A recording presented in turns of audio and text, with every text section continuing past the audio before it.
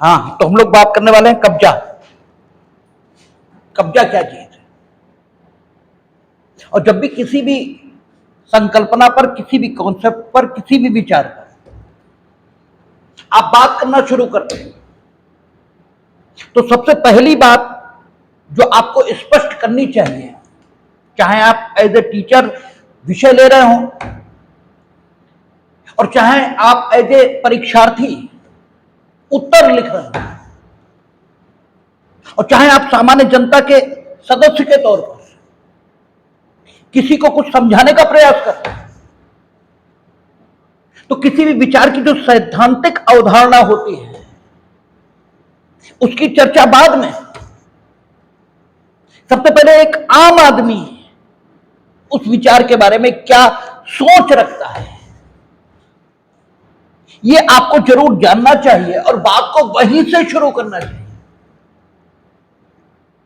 ठीक है, जब तक आप वहां से बात को शुरू नहीं करते तब तक बात ठीक से किसी की समझ में नहीं आती। कब्जा इतना इंपॉर्टेंट क्यों है? कब्जा को क्यों समझा जाए? और कब्जा एक आम आदमी की नजर में क्या है? इन प्रश्नों का जवाब सबसे पहले यह मिलना चाहिए। तो कब्जा सबसे इंपॉर्टेंट चीज इसलिए मानी गई कि बस ये स्वामित्व से थोड़ी ही कम महत्वपूर्ण है। यहां तक कि जो इंग्लैंड का लॉ है, जो इंग्लैंड में कब्जा समझा गया है, वहां तो यह तक कहा है उन्होंने कि अगर किसी के पास कब्जा है तो जब तक स्वयं स्वामी ना आ जाए तब तक उसे कब्जे से बेदखल किया ही नहीं जा सकता। यानी जो कब्जे में है उससे आप ये नहीं पूछेंगे कि प्रश्नगत संपत्ति पर उसके कब्जे का आधार क्या है। अगर आप ये कहते हैं कि उसे कब्जे में नहीं होना चाहिए तो आपको यह साबित करना पड़ेगा कि आप उससे बेहतर अधिकार रखते हो, क्योंकि वहां सेशन धारण करने के अधिकार, इससे बात शुरू हुई थी। और वहां धारण करने के अधिकार का विकास यही स्वामित्व के तौर पर हुआ। इसलिए वहां यह अवधारणा है कि अगर कोई व्यक्ति कब्जे में है और तुम उसे बेदखल करना चाहते हो तो it is you who will prove कि आप उससे बेहतर टाइटल रखते हो, आगम रखते हो, स्वत्व रखते हो, हक रखते हो, अधिकार रखते हो, कहे का उस वस्तु को धारण करने का जो उसके द्वारा धारित है। और दुनिया की सभी विधिक व्यवस्थाओं में, कोई विधिक व्यवस्था हो, सब जगह कब्जे को संरक्षित किया गया है।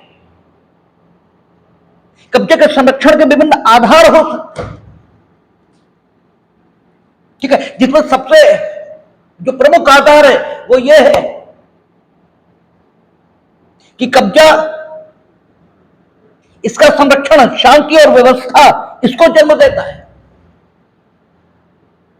कब्जा स्वामित्व को दे देता है। कब्जा सभी विधिक व्यवस्थाओं में स्वामित्व का प्रथम दृष्टया साक्ष्य माना गया। भाई इंग्लैंड में भी प्रथम दृष्टया कौन स्वामी माना जाएगा? वो जो कब्जा धारित कर रहा है वो स्वामी माना जाएगा। अगर आप ये कहते हैं कि वो स्वामी नहीं है तो आपको साबित करना होगा कि वो स्वामी नहीं है, अर्थात आप उससे बेहतर अधिकार रखते हो। क्योंकि हम लोगों ने पढ़ा था,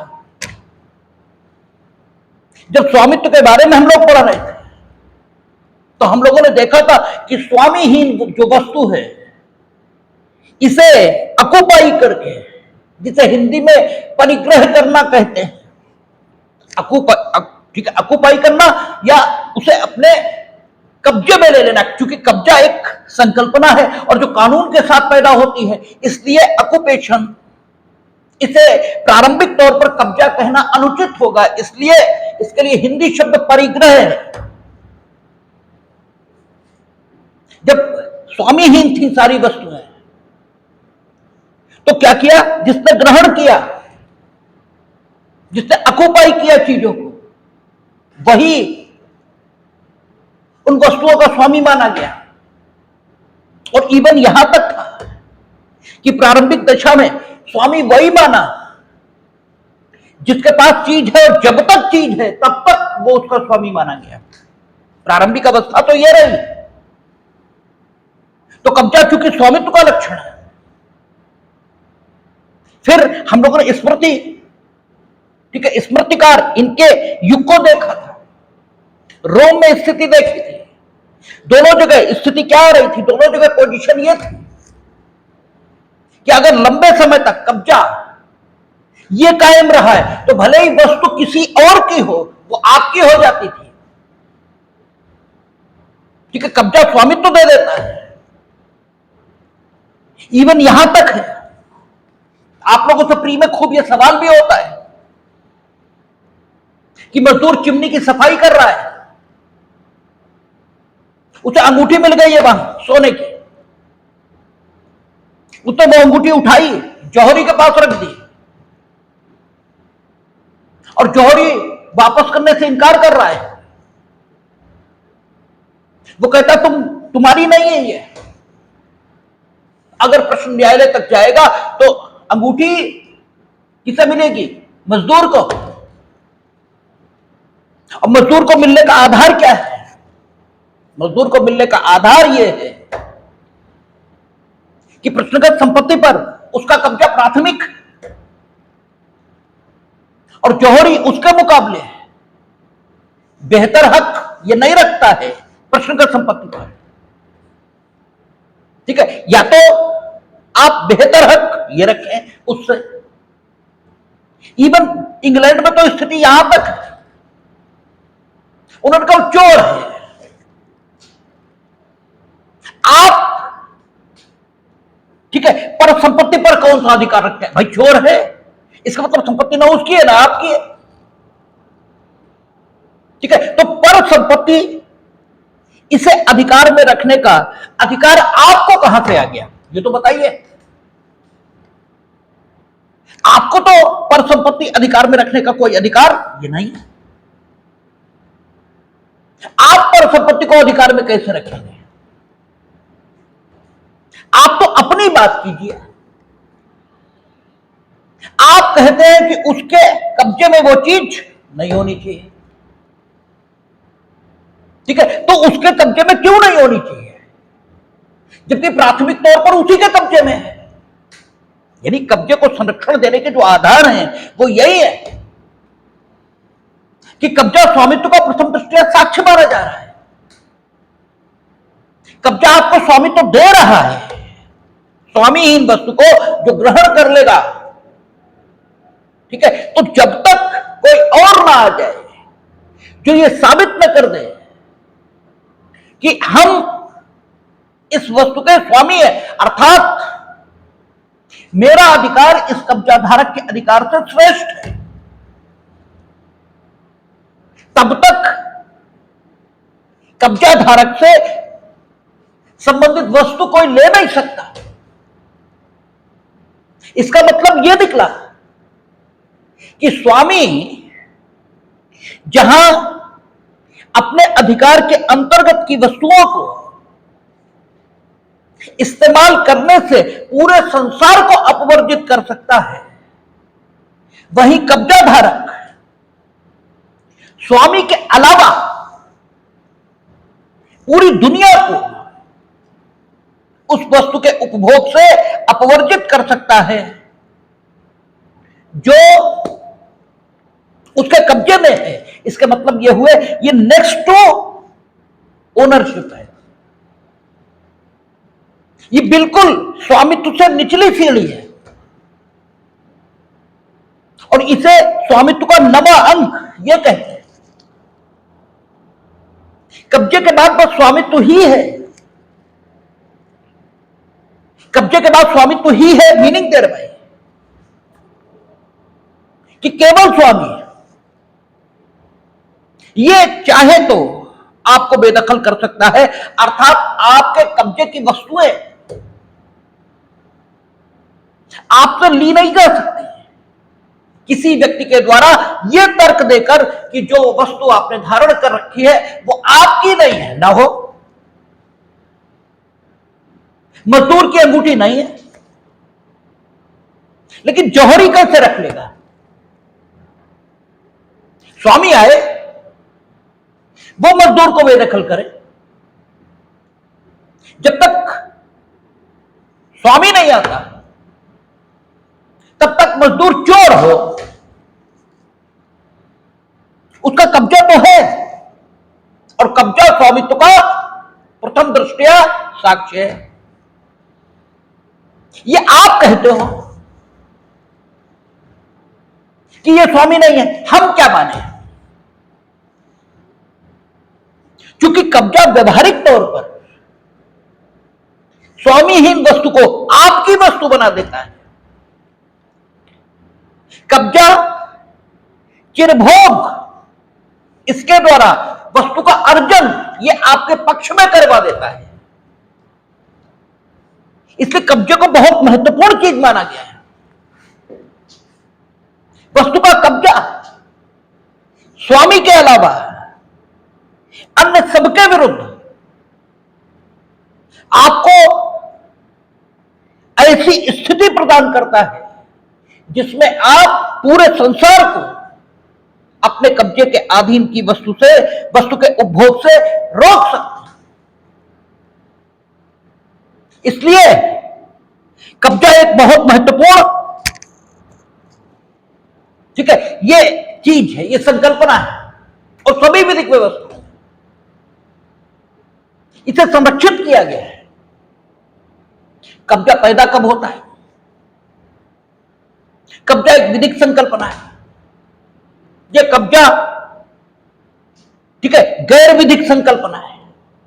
यानी कोई वस्तु आपके कब्जे में कब आती है, यह सवाल पैदा होता है कि कोई वस्तु आपके कब्जे में है। अगर आपके प्रत्यक्ष नियंत्रण में, ठीक है, ये कोई वस्तु है, तो क्या वो चीज आपके कब्जे में मान ली जाए? यह कब्जा आपका किसी वस्तु पर है, इसके लिए भौतिक प्रत्यक्ष भौतिक नियंत्रण, इससे ज्यादा कुछ चाहिए? क्योंकि कब्जा आपको महत्वपूर्ण स्थिति यह दे देगा। जैसे आप कब्जे में माने जाएंगे तो स्वामी केवल आपसे बेहतर अधिकार ये रखेगा, बाकी कोई आपसे बेहतर अधिकार रखेगा ही नहीं। केवल स्वामी आपको बेदखल कर पाएगा। तो जरूरी ये हो जाता है कि ये जाना जाए कि कब्जा आखिर पैदा कब होता है। ठीक है, तो कहते हैं कि जब दुनिया शुरू हुई तो प्रथमता तो आपने चीजों को तथ्यता अपने भौतिक नियंत्रण में लिया।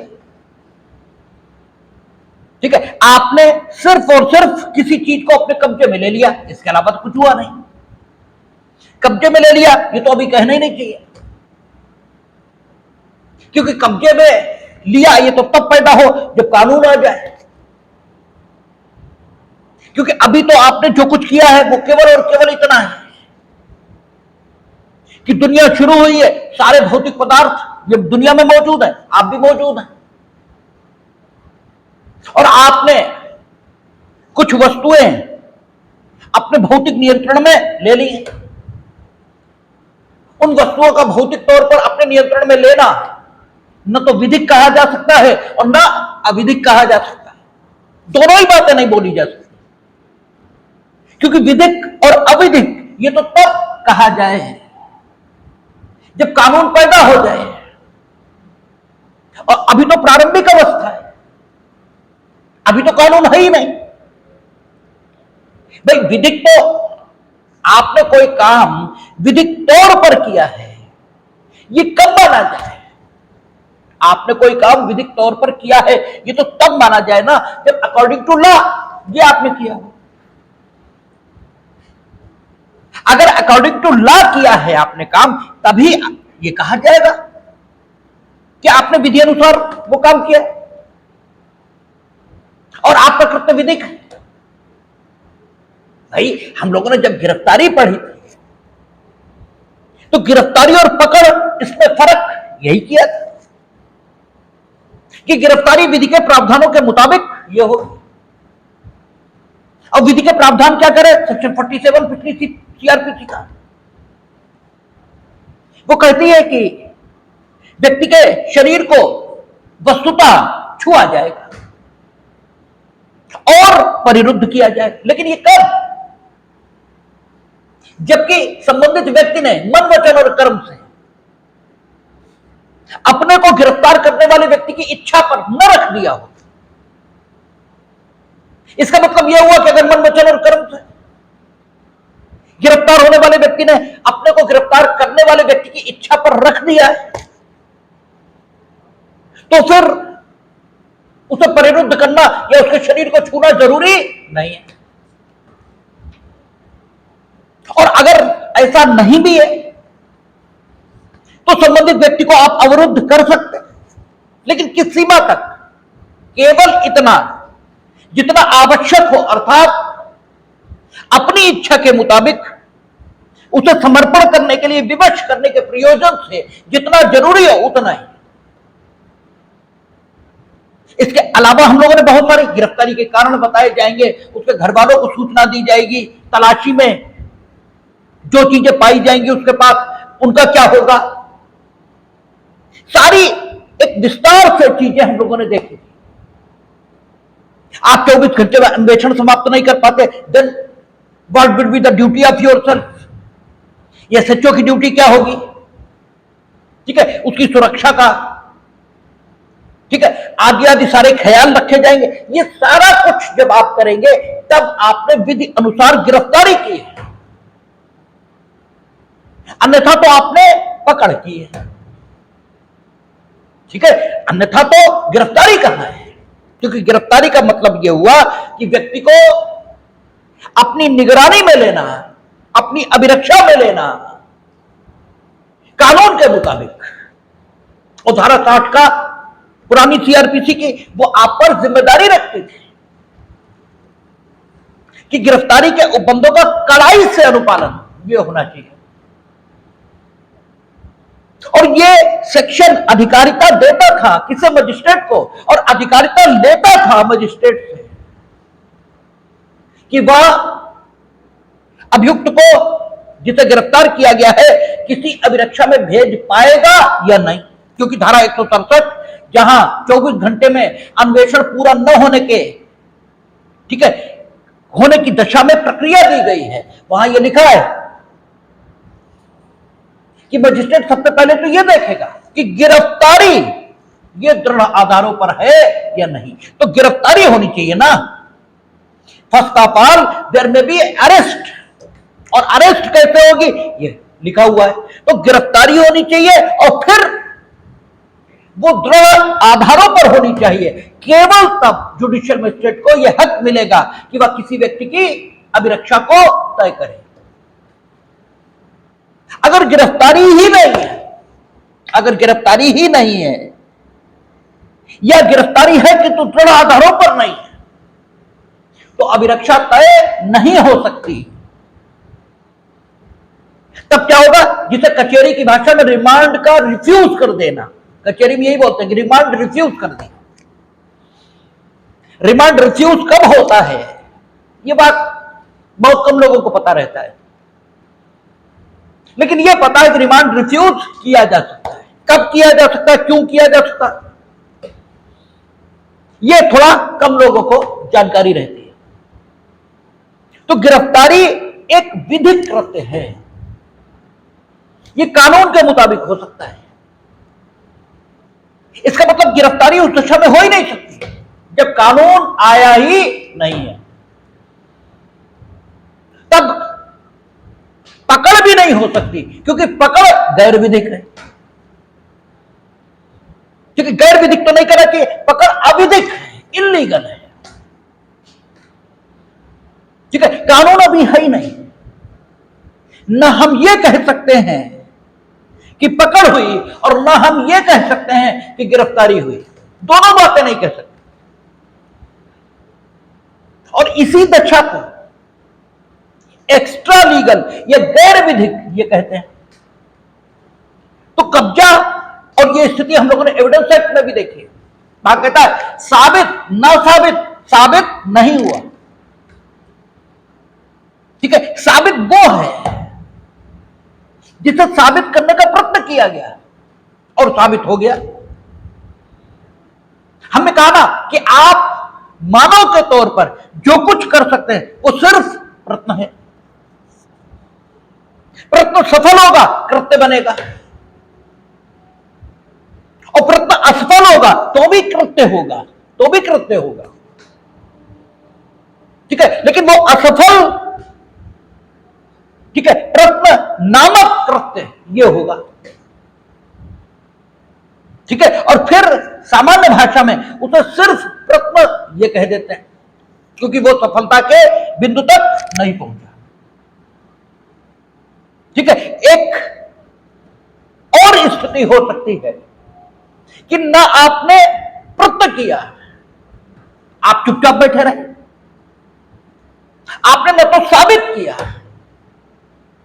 और जब साबित ही नहीं किया तो ना साबित होने का सवाल है ही नहीं, क्योंकि साबित जब आप चीजों को करेंगे और वे साबित नहीं हो पाएंगी तब ना साबित होगा ना। और आपने साबित करने का प्रयास किया ही नहीं, तो ना साबित होने की संभावना यह ही कहां। ठीक है, ना साबित होने की कोई संभावना है ही नहीं। तो जब ना साबित होने की संभावना ही नहीं, क्योंकि आपने साबित किया ही नहीं, तो इस दशा को आखिर क्या नाम ये दिया जाए। तब क्योंकि इस दशा को भी तो कोई नाम देना पड़ेगा, और तथ्यों की इस दशा को आप क्या नाम देंगे। तथ्यों की इस दशा का केवल एक नाम हो सकता है, साबित नहीं हुआ। ठीक है ना, क्योंकि सवाल यह है कि हमने साबित तो किया ही नहीं। जब साबित किया नहीं तो ना साबित होने की कोई संभावना है ही नहीं, और जब ना साबित होने की संभावना ही नहीं है तो साबित ना साबित दोनों शब्द इस तथ्य स्थिति के लिए अपर्याप्त और अपूर्ण है। अब तीसरा शब्द चाहिए, और वो तीसरा शब्द साबित नहीं हुआ, यही हो सकता है। ऐसे जब तक कानून नहीं आएगा तब तक गिरफ्तारी नहीं हो सकती, और तब तक पकड़ ये भी नहीं हो सकती, क्योंकि पकड़ अविधिक है और गिरफ्तारी विधिक है। व्यवहारिक परिणाम दोनों का समान है। प्रैक्टिकल पर्पस से वो व्यक्ति जो पकड़ में है और वो व्यक्ति जो गिरफ्तार है, दोनों की दशा एक जैसी है। दोनों अपनी इच्छा से मूवमेंट नहीं कर सकते, दोनों की दशा और स्वतंत्रता ये दूसरे की इच्छा पर है। वो जो उस पर निगरानी रख रहा है, और वो निगरानी अगर कानून उसे रखने की अधिकारिता दे रहा है तो वो गिरफ्तार करने वाला प्राधिकारी है, और अगर वो निगरानी रखने की अधिकारिता कानून उसे नहीं दे रहा तो वो कौन है, पकड़ करने वाला आदमी। यानी इस निगरानी रखने वाले की अधिकारिता पर अगर कानून की मोहर है तो इसका निगरानी का कृत्य विधिक है, और अगर इसके कृत्य पर कानून की मोहर नहीं है तो इसका कृत्य गैर विधिक है। गैर विधिक नहीं, अविधिक, इलीगल है, क्योंकि गैर विधिक इसका शब्द आएगा एक्स्ट्रा लीगल। ठीक है ना, तो ये दो दशाएं हैं, और एक आम आदमी जो होता है वो चीजों को दो ही दशाओं में देखता है, या तो ये या ये। और कानून का आदमी हमेशा तीसरी दशा देखता है, वो थर्ड डायमेंशन ये देखता है, क्योंकि क्योंकि वो थर्ड डायमेंशन देखता है, और आप कुछ भी देखेंगे तो तभी जब देखने में समर्थ होंगे। अगर देखने की क्षमता ही नहीं है तो देखेंगे कैसे? तो कानून का आदमी देखने की सामर्थ्य ये रखता है। कौन सा डायमेंशन? Third dimension. इसीलिए वो आम आदमी से हटकर है।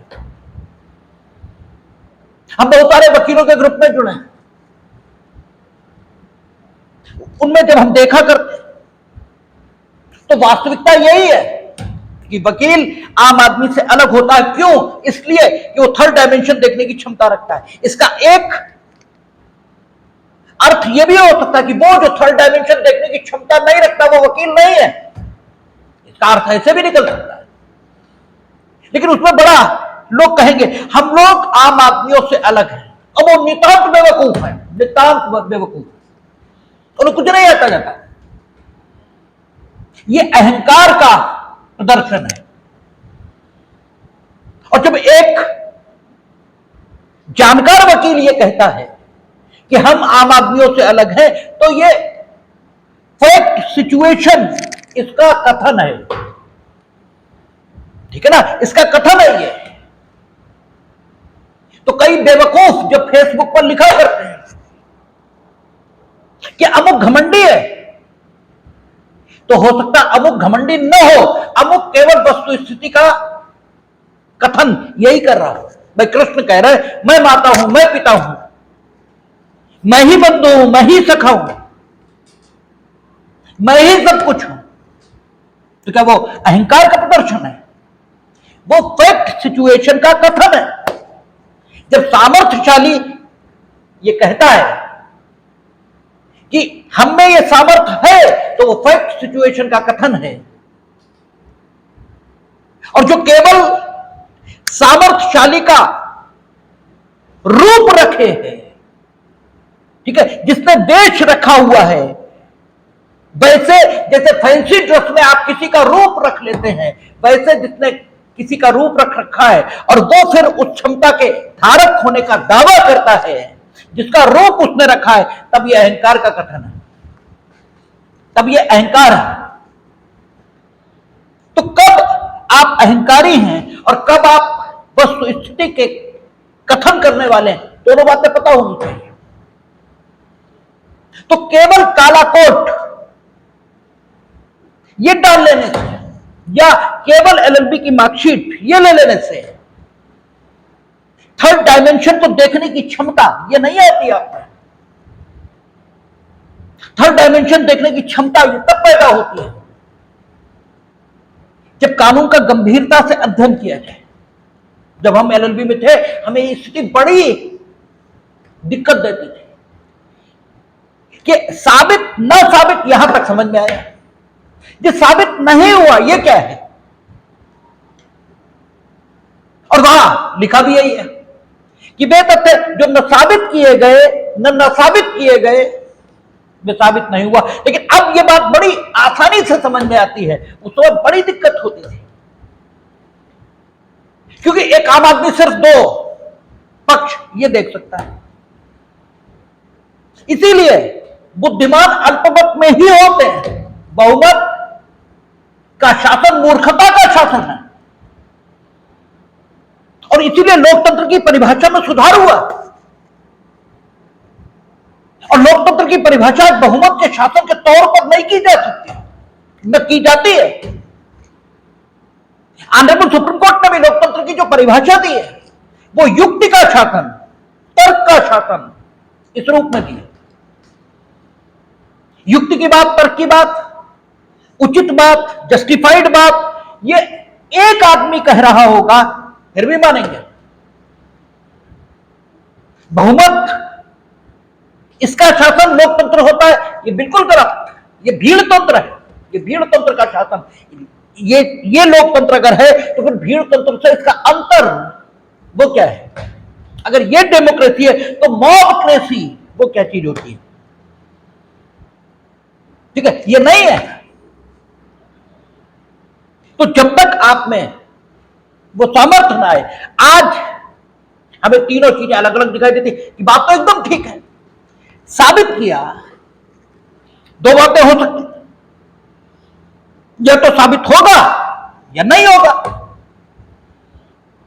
नहीं हुआ, इस स्थिति को क्या कहें? ना साबित। हो गया, इस स्थिति को क्या कहें? साबित। लेकिन न किया न हुआ। अरे जब करेंगे तभी तो होगा, जो किया ही नहीं, इसके लिए क्या कहें? तो साबित नहीं हुआ। ऐसे ही विधिक, अविधिक, गैर विधिक या पूर्व विधिक, तीन बातें हो गई। ठीक है, तीन बातें हो गई, एक विधिक, अविधिक, तीसरा गैर विधिक या पूर्व विधिक। ये तीन सिचुएशन है। और जब तक आप इसे नहीं समझेंगे, कब्जे की संकल्पना समझ में नहीं आती है, क्योंकि कब्जा पूर्व विधिक है। जब विधि नहीं थी तब भी कब्जा था। कब्जे को जब विधिक मान्यता मिली तब कब्जा उस रूप में आपके सामने आया जिस रूप में आज वो आपके सामने है। ये कठिनाई है कब्जे की। स्वामित्व तो एक विधिक संकल्पना है। स्वामित्व तो तब पैदा हुआ जब कानून आ चुका था, ठीक है, लेकिन कब्जा तब पैदा हुआ जब कानून था ही नहीं। इसलिए स्वामित्व तो एक ओनरशिप, एक लीगल कॉन्सेप्ट है, और पोजेशन एक एक्स्ट्रा लीगल कॉन्सेप्ट है। लेकिन यह भी कहना, क्योंकि अगर हम ये कह दें कि कौन जो पोजेशन है वो एक्स्ट्रा लीगल कॉन्सेप्ट है, तो फिर ला इसे संरक्षण क्यों दे? जो तो एक्स्ट्रा लीगल है, इसके औचित्य का परीक्षण हो ही नहीं सकता।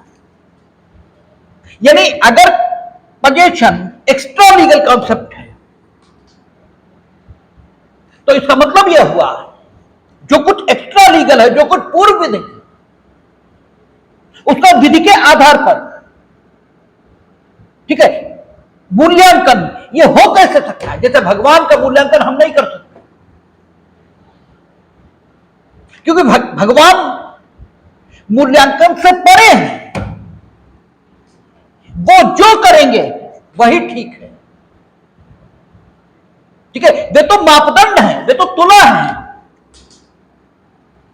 वो जो तोलेंगे वही ठीक है, वो जो तोलेंगे उसके अकॉर्डिंग हम तय करेंगे। इसलिए उनका मूल्यांकन हम नहीं कर सकते। इसलिए वे बेवकूफ जो राम और कृष्ण के बारे में कुछ बोलते हैं, वे गधे हैं। हमें उनके बारे में बोलने की कोई अधिकारिता नहीं। वो जो कर रहे हैं वही ठीक है, क्योंकि उन्होंने जो कुछ किया वो उस परिस्थिति में किया, जिस परिस्थिति में वही करना ठीक था। और हम मूर्खतावश उस परिस्थिति से काटकर उनका मूल्यांकन करते हैं, क्योंकि हम मूर्ख हैं इसलिए।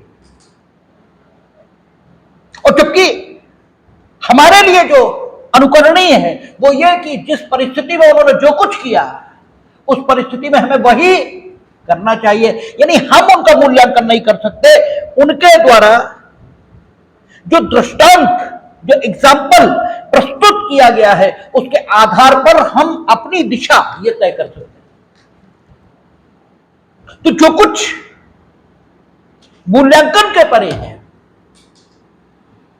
उसका मूल्यांकन के उपकरणों से कैसे हो सकता है? हो ही नहीं सकता। तो कब्जा जब गैर विधिक संकल्पना है तो फिर कानून के आधार पर इसका मूल्यांकन कैसे हो सकता है? कब्जा जब आ गया किसी के पास, फिर उससे किसी ने कोई चीज ली, यह गलत है, ठीक है, गलत ये मनोभाव, ठीक है, गलत या सही है क्या? अंततः तो मनोभाव है भाई। गलत या सही क्या है? अंततः मनोभाव। जैसे आप क्या हैं? तो आप अंततः आरएनए और डीएनए, यही तो है ना। तो ऐसे ही गलत कहां से पैदा हुआ? गलत तो एक मनोभाव है, और यह तब पैदा हुआ जब आपने बिना श्रम किसी अन्य के श्रम का लाभ ये लेना चाहा, तब गलत का भाव ये अस्तित्व में आया। तो कानून तो तब अपनी भूमिका शुरू करता है जब जिसके कब्जे में जो चीज है वो दूसरा छीने, ठीक है, तब अपनी भूमिका शुरू करता है। यानी कब्जा सापेक्ष है, जब दूसरा छीने तब कब्जे का कोई महत्व होता है, तब कानून उसे संरक्षण ये दे सकता है। ठीक है, अगर छीनने में सफल हो जाएगा तो जिसने छीन लिया, ठीक है, उसके पास भौतिक नियंत्रण ये वस्तु का पहुंच गया। लेकिन उसका ये भौतिक नियंत्रण जिसे कब्जा कहा जाता है सामान्य भाषा में, ये अविधिक कब्जा कहलाएगा। ये कब्जा अविधिक कहलाएगा। क्यों? इसने बिना श्रम दूसरे के द्वारा जो चीज भौतिक नियंत्रण में ली गई थी उसको ले लिया। ठीक है ना? और अगर उसी के पास है तो यह कब्जा विधिक कहलाएगा। लेकिन यह विधिक या अविधिक तब होगा जब विधि पैदा हो जाएगी। ठीक है ना? शुरुआती दौर में जब इसने लिया था तब किसी के छीनने की संभावना तो थी नहीं, तो कानून ही नहीं था। तब उस दशा में जब पहली बार लिया था, कानून था ही नहीं, तब इसके कब्जे की प्रकृति क्या थी? विधिक, अविधिक, ये तो थी नहीं। तब इसके कब्जे की प्रकृति कैसी थी? गैर विधिक, एक्स्ट्रा लीगल, ये इसके कब्जे की प्रकृति थी। और इसको रोम में क्या कहा था? प्राकृतिक कब्जा।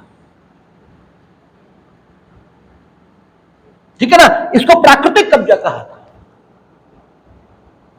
अच्छा, कोई भी कॉन्सेप्ट, कोई भी चीज ये समझाई नहीं जाती है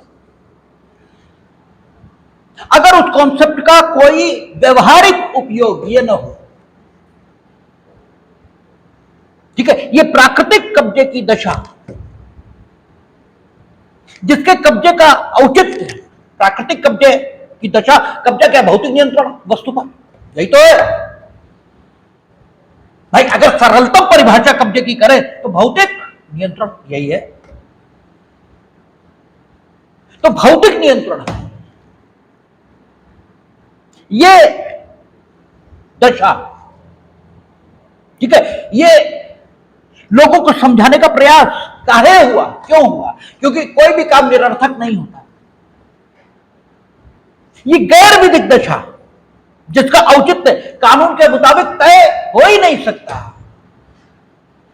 इस कब्जे की संकल्पना ये दुनिया के सामने रखने की जरूरत ये क्यों पड़ी? क्योंकि जब कानून आया, यानी जब विधिक कब्जे की दशा आई, जब कानून पैदा हो गया, राज्य पैदा हो गया, तब राज्य और कानून, अभी हम लोग पढ़ेंगे डेफिनेशंस, जितने विधि शास्त्री आएंगे, जितने विधि शास्त्री आएंगे, वो कब्जे के लिए दो चीजें जरूरी मानेंगे: भौतिक नियंत्रण और दूसरों को अपवर्जित करने की इच्छा, यानी कार्पस एनिमस, दो चीजें वो जरूरी मानेंगे। लेकिन वे इस दशा की व्याख्या नहीं कर पाएंगे। बच्चा आइस पाइस खेल रहा था, वो कहीं छुप गया, घर वालों को भी नहीं मालूम कि वो कहां है, घर वाले ढूंढ रहे उसे। ठीक है, अब घर वालों को मालूम नहीं है कि वो कहां है, तो घर वालों के भौतिक नियंत्रण में तो है ही नहीं। भाई कहां है भौतिक नियंत्रण में घर वालों के? ठीक है, और जब तुम्हें मालूम ही नहीं वो कहां है, तो उस पर नियंत्रण रखने की इच्छा ये कैसे हो सकती है? ठीक है, चलो इस केस में हम ये मान भी लेते हैं कि नियंत्रण रखने की इच्छा है, ठीक है, आप ट्रेन में गए या मेले में गए, बच्चा खो गया, बच्चा खो गया, आप खो गया, इसका मतलब यह हुए कि जब तक वो खोया रहेगा उस अवधि में बहुत समय तक तो आपको जानकारी नहीं होगी कि वो खो चुका है। खोने की जानकारी तो बाद में आएगी, जब आप ये देखेंगे कहां गया, तब देखेंगे, तब ना पता तो तब लगेगा। 4 घंटे आपने देखा ही नहीं तो 4 घंटे आपको जानकारी कहां है, कुछ मालूम ही नहीं है। ठीक है, कि बच्चा हमारे साथ है या नहीं है, कोई जानकारी नहीं आपको, जबकि तथ्य स्थिति यह है कि वो नहीं है आपके साथ। ठीक है, तथ्य स्थिति तो यह है, लेकिन चूंकि जानकारी आपको नहीं है, इसलिए न वो आपके भौतिक नियंत्रण में है इस समय, और न ही उस पर नियंत्रण रखने की कोई इच्छा आप में है, क्योंकि आपको तो पता ही नहीं है कुछ भी। और इस समय उसे कोई पकड़ ले तो उसका विपरण हुआ या नहीं हुआ, समस्या यहां है भाई। वो आपके संरक्षण में कहां है इस समय, तो उसका विपरण कैसे हो गया भाई। किसी भी बात का कोई सैद्धांतिक आधार आप प्रस्तुत करेंगे या नहीं, ज्यूरिस्प्रूडेंस का काम ही यही है, वो चीजों का सैद्धांतिक आधार देता है। इसीलिए अगर आप विपरण का सेक्शन जानते हैं, अच्छी बात नहीं है। विपरण क्यों है, वो अपराध क्यों है, what is the justification, what is the principle behind that, आप उसकी दार्शनिक और सैद्धांतिक व्याख्या करेंगे या नहीं। ये कैसे मान लिया जाए विपरणकर्ता आपके संरक्षण से ले गया। ठीक है, इस दशा को, ठीक है, विधिक कब्जा कभी वर्णित कर ही नहीं सकता। इसीलिए प्राकृतिक कब्जा इस स्थिति को भी समाज के सामने रखा गया है। विद्वानों ने यह कहा कि वस्तुओं पर पहले प्राकृतिक कब्जा आया, ठीक है, लोगों का प्राकृतिक कब्जा आया, यानी गैर विधिक कब्जा, जिस कब्जे की विधि के मुताबिक व्याख्या हो ही नहीं सकती। ठीक है, ऐसा कब्जा लोगों का वस्तुओं पर आया, चीजों पर आया, और यहां वस्तु से तात्पर्य निर्जीव वस्तु ही नहीं, व्यक्ति भी मानेंगे। ठीक है ना, तो लोगों का प्राकृतिक कब्जा पहले आया, फिर जरूरत के मुताबिक उनमें से कुछ चीजों को उसने विधिक कब्जे में भी ले लिया, लेकिन पहले गैर विधिक कब्जा, और जहां जरूरत नहीं थी वे चीजें उसके गैर विधिक कब्जे में आज भी हैं, आज भी। जहां जरूरत नहीं थी वहां विधिक कब्जे में चीजें आई नहीं। ठीक है ना, यही समस्या है कब्जे के साथ। स्वामित्व एक विधिक संकल्पना है, और कब्जा एक तथ्य संबंधी संकल्पना भी है और एक विधिक संकल्पना भी है। दोनों चीजें। प्राकृतिक कब्जा एक तथ्य संबंधी संकल्पना है, और विधिक जो वर्तमान कब्जा है, यानी जो विधिक कब्जा है, यह एक विधिक संकल्पना है, ये लीगल कॉन्सेप्ट है। लीगल कॉन्सेप्ट मीनिंग देर में ला से पैदा होता है, और कब्जा चूंकि प्राकृतिक है, कानून से पहले भी था। ठीक है, वो कबीरदास, पहले एक सीरियल आता था कि जब कुछ भी नहीं था, ठीक है, इससे पहले क्या था ये, ठीक है, जब कुछ भी नहीं था तब भी जो था वो कब्जा है। ठीक है, कब्जा ईश्वर जैसा है, जैसा जब कुछ नहीं था तो ईश्वर था, ऐसा मानकर चलते हैं। हमें मालूम नहीं है कि जब कुछ नहीं था तब ईश्वर था या नहीं, लेकिन हम मानते हैं, ये हमारी मान्यता है, और इसी पर सारा दर्शन खड़ा है।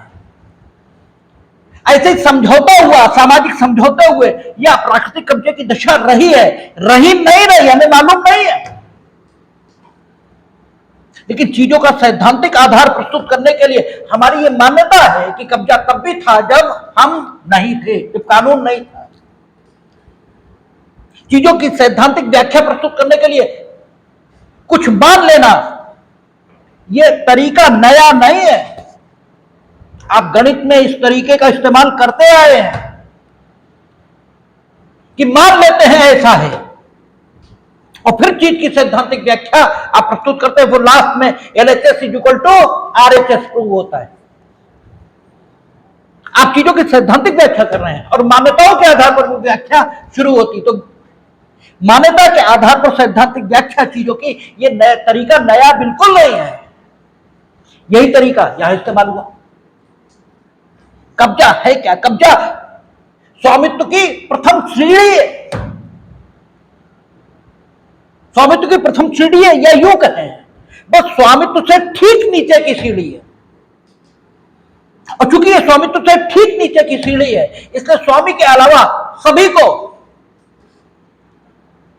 उस वस्तु के जिसके कब्जे में कोई होता है उपभोग से रोक देती है और इसका कानून से स्वतंत्र अस्तित्व है।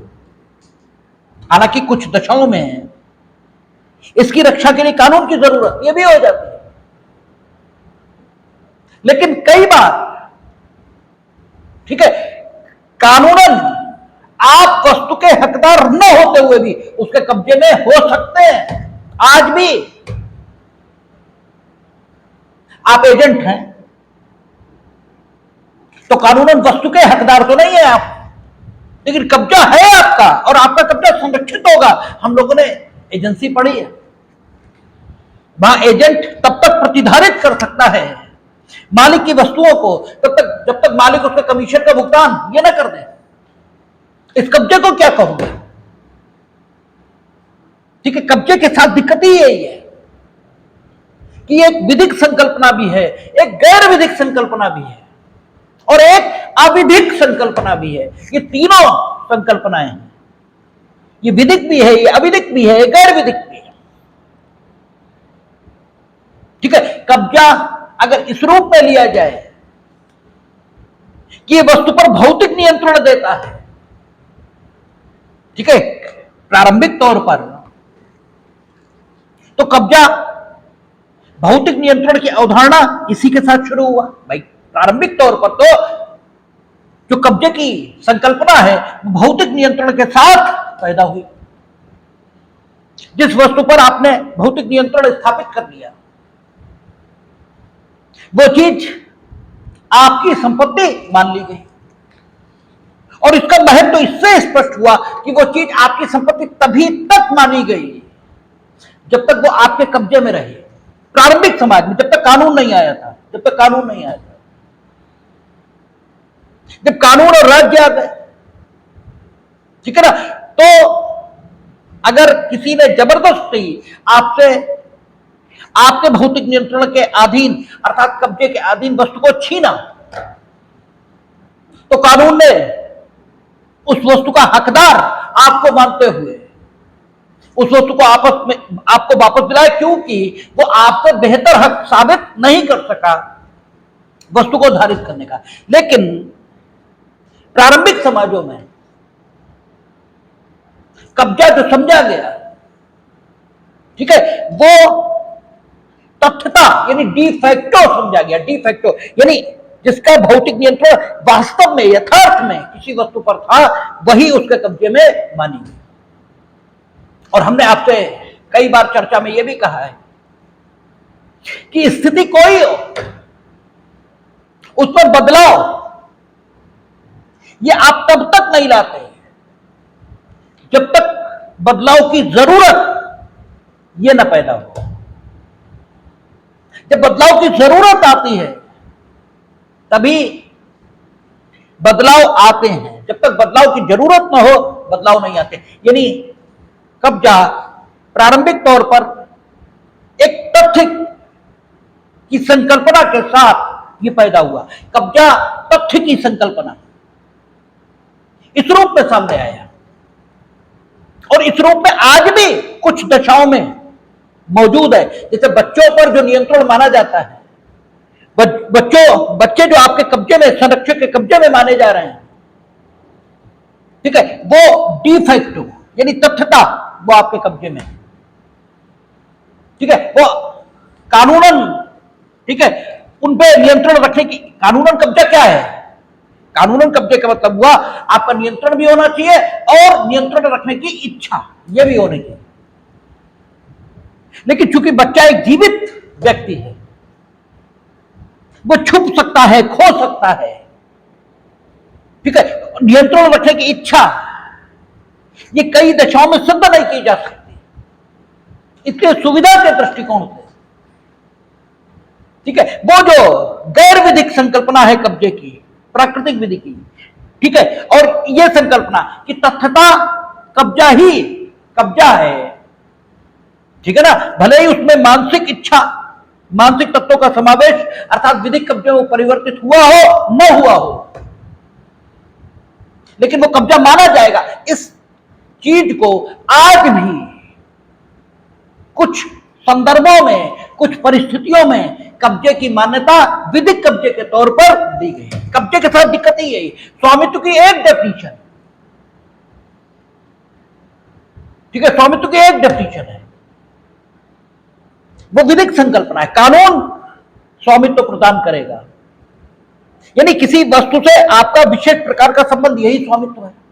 और वो स्वामित्व या वो विशेष प्रकार का संबंध जिन तथ्यों के आधार पर जन्म लेगा, वे तथ्य तय है, वे तथ्य तय है, ठीक है, वे तथ्य है आपका स्वामित्व है, वे तथ्य नहीं है आपका स्वामित्व नहीं है।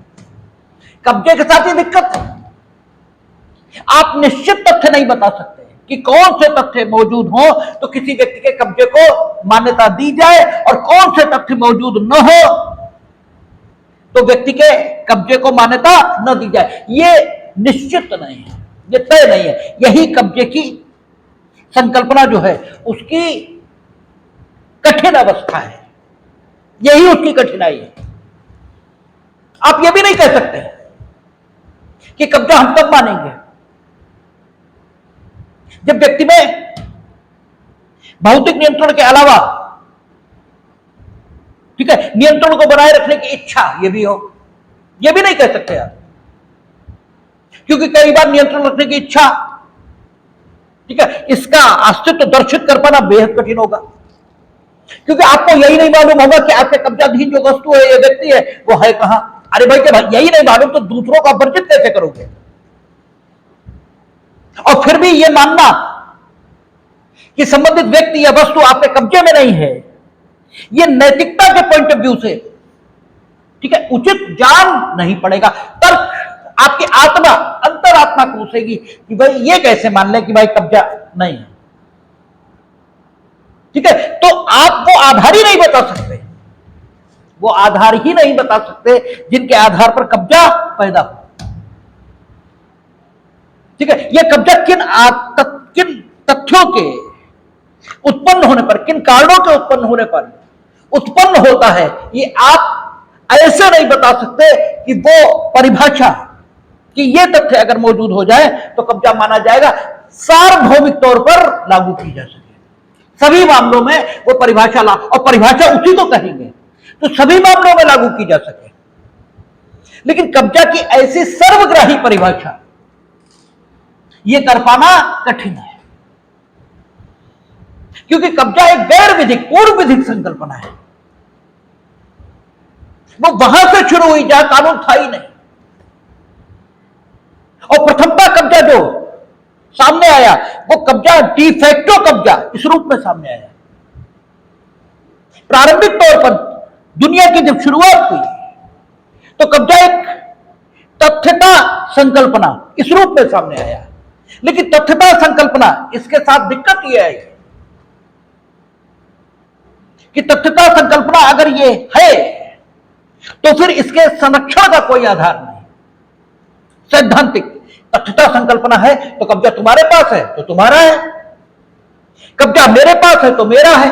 अब ये बात भी हर मामले में गलत लगने लगी, ठीक है। अगर हम ये माने कि कब्जा एक तथ्यता संकल्पना है, यह भी हर मामले में गलत, और हम ये माने कि कब्जा तथ्यता संकल्पना नहीं है बल्कि विधिक संकल्पना, यानी कानून जब आपके कब्जे को उचित माने, और कानून कब उचित मानेगा जबकि आपने न सिर्फ वस्तु का नियंत्रण, ये निहित हो, बल्कि उस नियंत्रण को बनाए रखने की इच्छा, अगर हम ये मान लें कि ये है कब्जा, तो भी कुछ मामलों में हम स्थितियों का जवाब नहीं दे पाते हैं।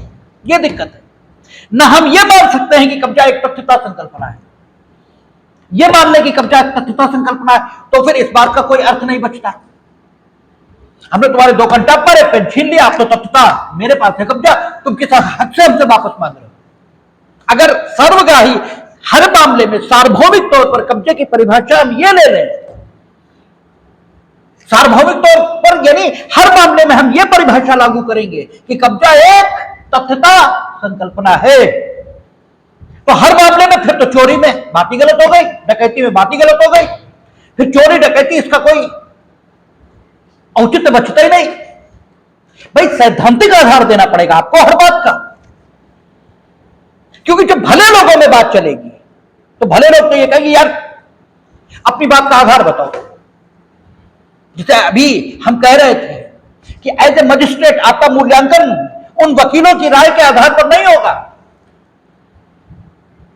जो वकील सिर्फ 200 रुपए के लिए तुम्हारी रिश्वत को न्यायोचित बता सकते हैं, जो वकील अपने थोड़े से लाभ के लिए, ठीक है, आपकी तमाम प्रकार की बदतमीजियों को इग्नोर कर सकते हैं, उनके आधार पर, उनकी राय के आधार पर आपका मूल्यांकन नहीं होगा।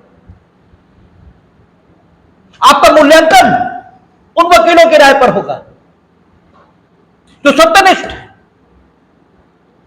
आज भी भारत के न्यायिक इतिहास में जज तो बहुत हुए, 2 ही याद किए जाते हैं, जस्टिस पीएन भगवती या जस्टिस कृष्णा अय्यर। याद कोई नहीं किया जाता।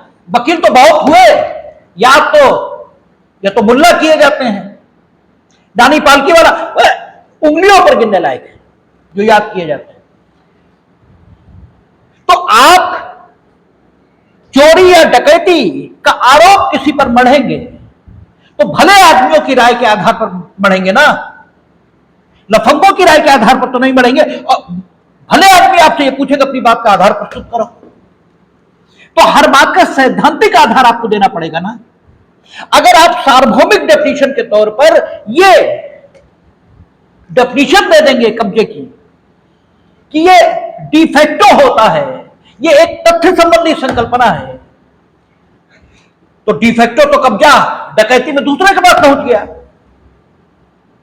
ये ठीक है कि बल से पहुंचा है, लेकिन आपने ये तो कहा नहीं, आपने तो कहा कि कब्जा एक डिफेक्टो संकल्पना है, तो जिसके पास है उसके कब्जे में है चीज।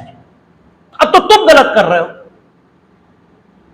ठीक है, लेकिन यह बात अंतरात्मा स्वीकार नहीं करती, यह बात अंतरात्मा, ठीक है, उचित नहीं मानती, ठीक है ना। लेकिन अगर हम ये कहें कि कब्जा एक विधिक संकल्पना, चलिए जस्ट रिवर्स आ जाते हैं।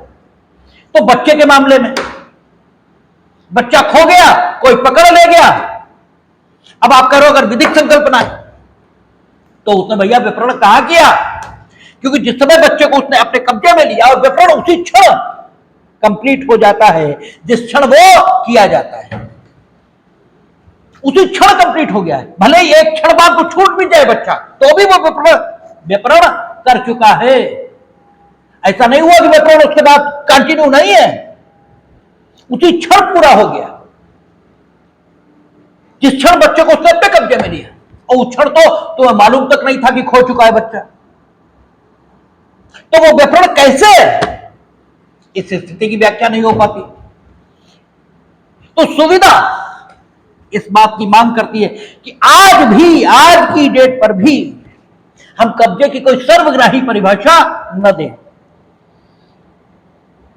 बल्कि इसे तथ्यों और परिस्थितियों में व्याख्या, और यही व्याख्यायित करें, और यही इसकी कठिनाई है, यही इसकी कठिनाई है। आपसे पूछा जाता है कि कब्जा एक तथ्य संबंधी संकल्पना है या कब्जा एक विधिक संकल्पना है, तो कब्जा तथ्यता संकल्पना भी है और कब्जा एक विधिक संकल्पना ये भी है। दोनों संकल्पनाएं इसमें समा, जैसे क्षेत्राधिकार, जैसे जुरिडिक्शन कब आता है किसी न्यायालय को, जबकि वाद कानून उसकी अधिकारिता की स्थानीय सीमाओं में, उसके वाद श्रवण की जो स्थानीय अधिकारिता है उसकी सीमाओं में पैदा हो। ठीक है, सामान्य नियम जुरिडिक्शन के संबंध में यही है। तो बाध कारण उसकी बात श्रवण की स्थानीय अधिकारिता की सीमाओं में उत्पन्न हुआ या नहीं, ये तथ्य संबंधी प्रश्न है, क्योंकि तथ्य संबंधी प्रश्न कौन से होते हैं, जिन्हें साक्ष्य की सहायता से साबित करना पड़ता है, और जिन्हें तय करने के लिए साक्ष्य की कोई जरूरत नहीं, वे विधि संबंधी प्रश्न है। तो पहले ये तथ्य संबंधी प्रश्न है कि क्या जुरिडिक्शन, क्या वाद कारण न्यायालय के बाद श्रवण की अधिकारिता की स्थानीय सीमाओं में पैदा हुआ, यह आप साक्ष्य से साबित करेंगे। और साक्ष्य दो प्रकार का, मौखिक दस्तावेजी, आप किसी साक्षी को परीक्षित कराएंगे, वो ये बताएगा, या कोई दस्तावेज प्रस्तुत करेंगे जिससे यह तय होगा कि वाद कारण न्यायालय की बाद श्रवण की अधिकारिता की स्थानीय सीमाओं में पैदा हुआ। उसके बाद कानून सीपीसी बताएगी कि कहां जुरिडिक्शन है, फिर वो विधि संबंधी प्रश्न है। तो जुरिडिक्शन विधि और तथ्य का मिश्रित प्रश्न है। ऐसे ही कब्जा तथ्यता संकल्पना भी है, कब्जा विधिक संकल्पना भी है, और कब्जा तथ्य और विधि की मिश्रित संकल्पना भी है। ठीक है, ये इंट्रोडक्टरी, कब्जे का परिचय, कब्जे का महत्व, कब्जे का परिचय और कब्जे की संकल्पना, ये हमने आपके सामने रखी है। दो तीन दिन हमें लगेंगे कब्जा खत्म करने में, क्योंकि बड़ी चीज है और महत्वपूर्ण चीज है। कल हम लोग कब्जे की डेफिनेशंस जो विभिन्न विद्वानों ने दी है और विभिन्न विधिक व्यवस्थाओं में कब्जे की संकल्पना जिस रूप में उभरी है और जिस कारण उभरी है, उस पर बात करेंगे, देखेंगे।